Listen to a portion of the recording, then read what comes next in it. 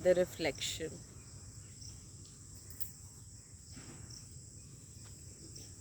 The happiness नज़र ना लगे बस। And the tree totally soaked monsoon rain से ना, पूरी रात बारिश है तो बिल्कुल सोक हो गए। ओहो, इनका कलर भी बिल्कुल dark. And see what is this.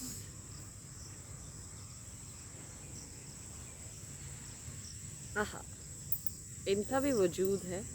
ये हमें दिखते नहीं है, ये हमें दिखते नहीं है। इनकी अपनी एक दुनिया है जो कि किसने बनाई है?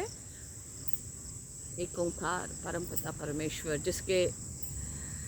जिनको खुश करने के लिए इंसान, एक होता है ना खुश करना, means you respect what he has made given on earth, other organism, पशु पक्षी जीव जंतु पेड़ पौधे। एक होती है ये रिस्पेक्ट करना बिकॉज ये उन्होंने बनाई है।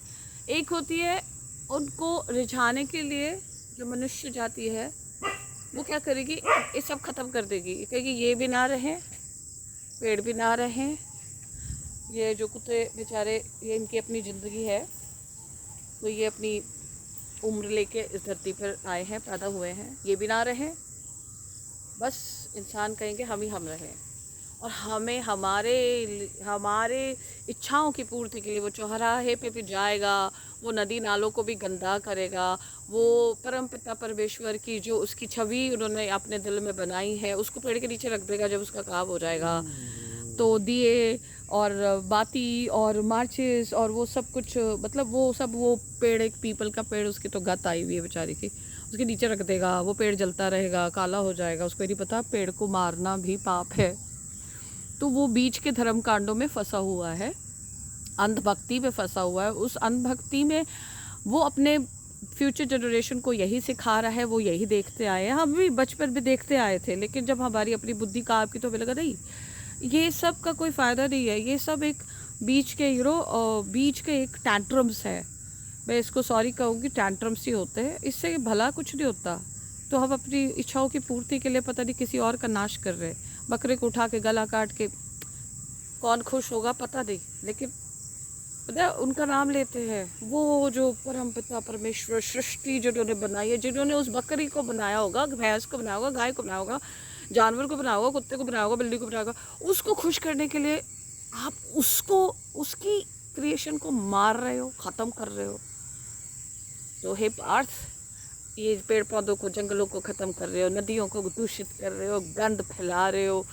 कौन कर रहे हो? आप ही कर रहे हो। और उसके बाद फिर वो पीपल का पेड़, बरगद का पेड़, चौराहा और वेस्टेज ऑफ दूध और ये सब कांड करते हो। तो बताओ, आप खुद बताओ, आपकी एक अपना विवेक काम नहीं कर रहा ना, आप सिर्फ फॉलो कर रहे हो, जो पीछे से देखा वो फॉलो कर रहे हो, वो आगे सिखा रहे हो।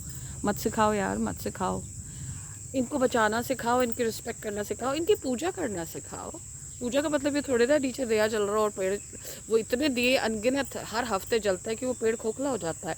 इतनी चीनियाँ, इतनी मिठाइयाँ वहाँ पे फेंकी होती है कि वो चींटियाँ उस पेड़ को खोखला कर देती है। अरे उसको साइड में रख लो, कोई चींटी विटी खा लेगी, पक्षी खा लेगा, बहुत कुछ है, लेकिन वो पेड़ सड़ता है। तो इनडायरेक्टली हम, बिकॉज हमें रियल नॉलेज नहीं है या हम लेना ही नहीं चाहते, है नहीं। एक होता है हमें नहीं होता, हम इनोसेंट होते हैं, मैंने भी चीज़ें देखी हैं।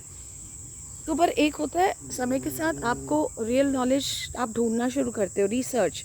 जैसे आप अपने कमाई के लिए, जॉब के लिए, किसी के लिए ना आप रिसर्च करते हो, फिर आप उसको अपने बार को और रेस करते हो कि मैं और कैसे पैसे कमाऊँ और किस ओहदे पे जाऊँ और मैं अपने घर को सुंदर कैसे कैसे बनाऊँ। वैसे raise your bar for the right knowledge, authentic knowledge, कि आप जिसको खुश करने चले हो वो एक्चुअल में आपके इन बीच के बिचौले धर्म कांडों से खुश हो भी रहे हैं कि नहीं, या उल्टा ही नाश कर रहे हो।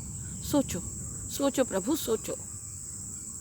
जिस दिन सोचना शुरू करोगे उस दिन लगेगा बाप रे कितनी गलतियां कर गए यार हम, और आगे क्या सिखा रहे बच्चों को। उस दिन आप चाहे 1% ही सही, चाहे आप प्लस में आना शुरू हो गए फॉर श्योर। तो हे पार्थ, इनका भी वजूद है पार्थ। तूने क्या सोचा, एक तू ही तू है ना ना, तेरा ये भ्रम है कि तू ही तू है। 2 मिनट 1 सेकंड नहीं लगते तेरे को थाने में।